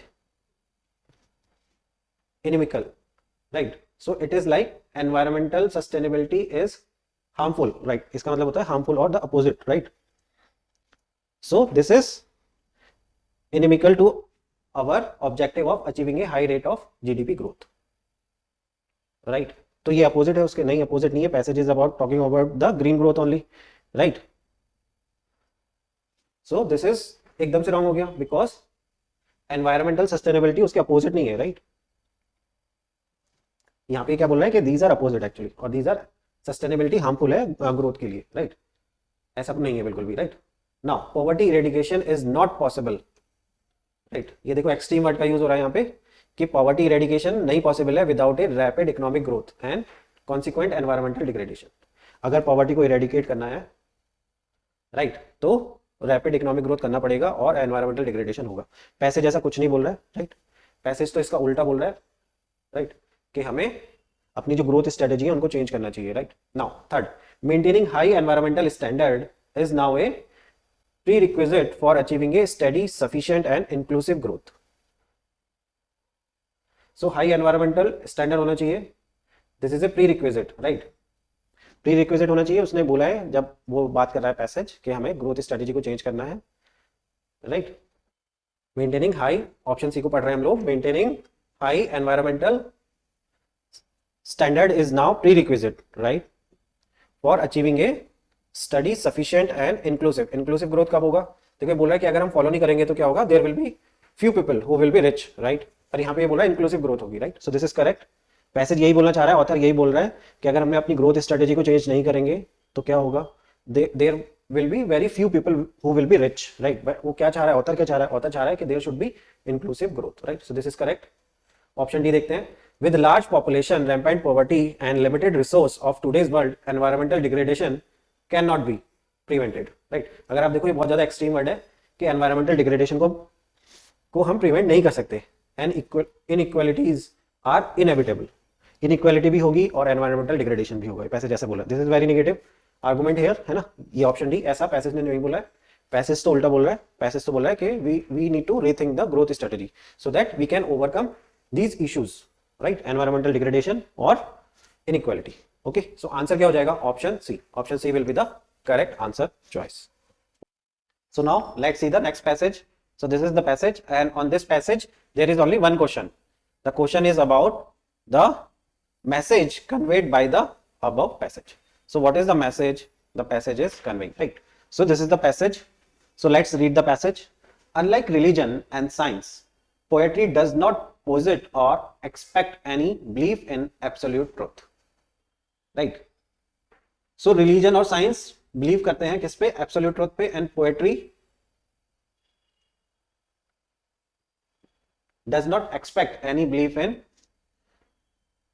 absolute truth. Those forces or individual who claim to have absolute truth in their grasp tend to turn dictatorial and tyrannical, right? तो जिनके पास ट्रुथ होता है, राइट, जिनके पास पकड़ होती है ट्रुथ की, है ना, दे टेंड टू टर्न, वो क्या बन जाते हैं? Dictatorial and tyrannical. Truth usually does not admit any contradiction. Truth क्या एडमिट नहीं कर रहा है? एनी कॉन्ट्राडिक्शन और imperfection. It is unitarian. Truth के बारे में बात कर रहे हैं, right? It is therefore not of much use for poetry. So this is important point that truth is not of much use. इसका मतलब ये नहीं है कि बिल्कुल भी यूज नहीं होगा ट्रुथ का ना, not of much use बोल रहा है for poetry. Poetry abide by the plurality of life and existence. Poetry किस पे है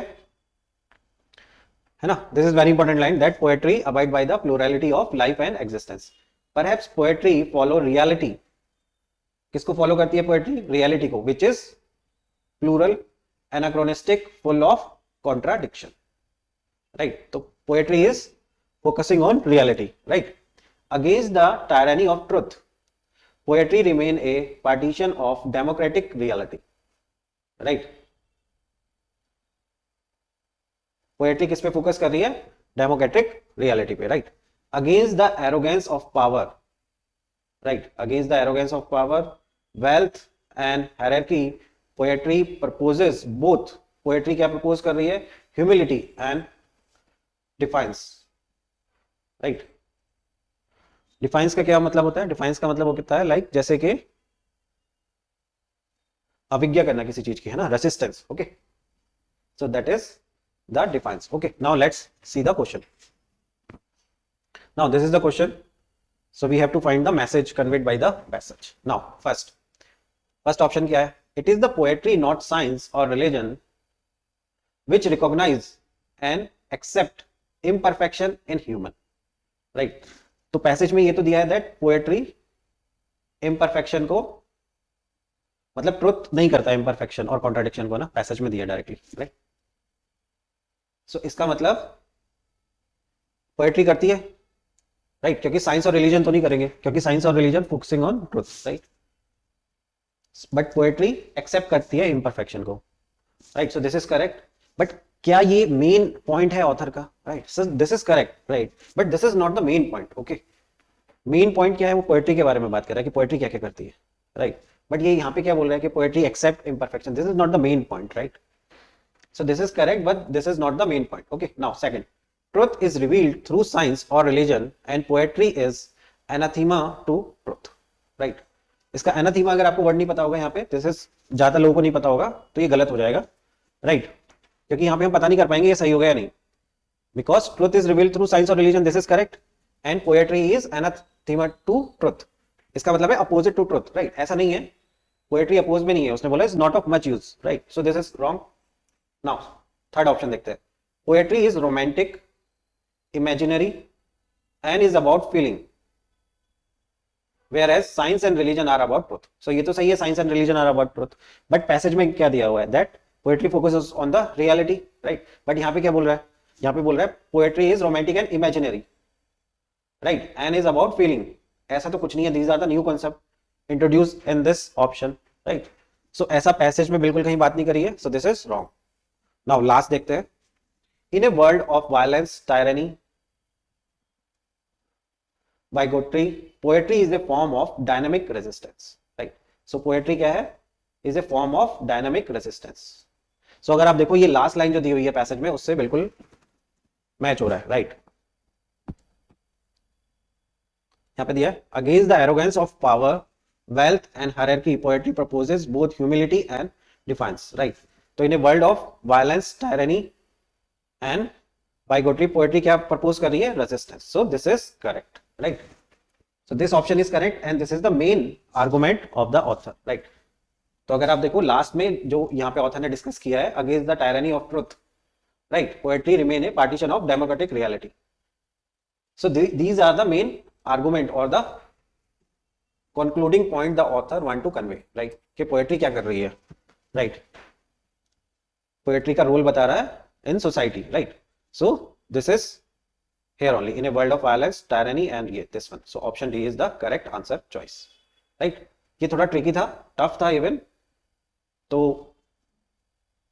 थोड़ा सा इशू होगा इसको समझने में, पर अगर आप इसको 2 या 3 बार पढ़ोगे तो आपको ये समझ में आ जाएगा कि why option D is correct, right। option A is also correct, but this is a just a subset of the main point, right, but not the major focus of the author, right। So now let's see this passage. On this passage there is only one question is being asked, that is about the assumptions, right। so let's read the passage। the flower was not invented to please us, right। first argument क्या है कि flower is not invented, flower इसलिए नहीं invent हुआ to please us, right। it flaunted its petals and spread its perfume to attract an insect, right।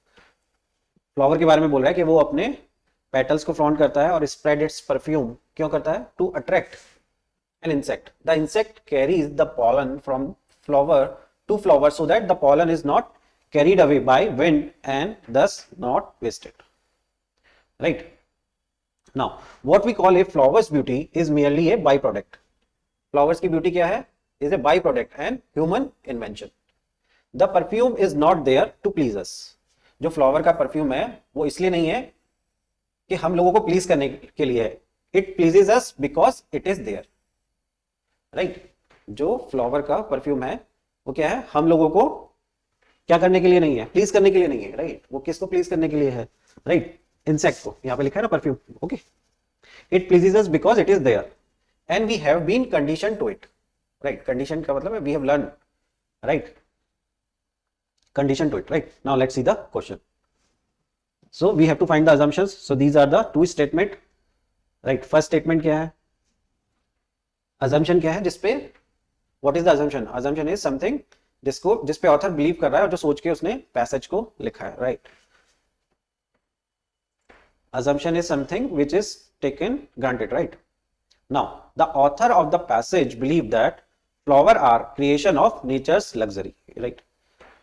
ये क्या बोल रहा है कि फ्लावर क्यों क्रिएट हुए हैं? Flower are the creation of nature's luxury, luxury के लिए बने हैं, राइट। ऐसा बिल्कुल भी नहीं है, पैसेज ने जस्ट इसका अपोजिट बोला है कि flower is not for luxury, right. Flower का पर्पस अलग दिया हुआ इसने, राइट। बट उसने बोला है कि अगर आपने देखा हो यहाँ पे, उसने बोला है this is A by product, right. That flower beauty is merely a by product and human invention, right. Human invention है, राइट। फ्लावर का पर्पस अलग है, राइट। वहां पे ऑथर ने डिस्कस किया this is not for luxury, luxury की वजह से this statement is wrong, okay. Now second, the author of the passage does not believe in the usefulness of flower. अब ये बोल रहा है कि जो पैसेज का ऑथर है वो फ्लावर का यूजफुलनेस को कंसीडर नहीं करता है, except as thing of beauty. और जबकि पैसेज क्या बोलता है? पैसेज बोल रहा है कि flower is not there to please us, right. वो प्लीज करने के लिए हमें नहीं बना है फ्लावर। और यहां पे ये क्या बोल रहा है? ये बोल रहा है कि फ्लावर का मेन यूज क्या है? Beauty, right. और यहाँ पे उसने क्लियरली बोला है कि what we call flowers beauty is merely a by product and human invention, right. और फर्स्ट लाइन पे भी बोला है flower was not invented to please us, right. तो वो ब्यूटी के लिए नहीं बना है, जो ब्यूटी है वो ह्यूमन इन्वेंशन है कि दिस इज ब्यूटीफुल, राइट। वो ऑलरेडी एग्जिस्ट करता है तो उसको ह्यूमन बोला है कि this is very beautiful, right. यहाँ पे भी उसने बोला है is not there to please us, it pleases us because it is there. वो ह्यूमन को प्लीज करता है because it is already there. ये पैसेज मैंने देखा बहुत लोगों को बहुत कंफ्यूजिंग लगता है, but this is very easy, right. तो ये दोनों आर्गुमेंट रॉन्ग हो गए, राइट। तो आंसर क्या हो जाएगा? आंसर हो जाएगा इसका नीदर फर्स्ट नॉर सेकंड, मतलब option D is the correct answer choice, okay. I hope ये आपको समझ आ गया होगा, राइट।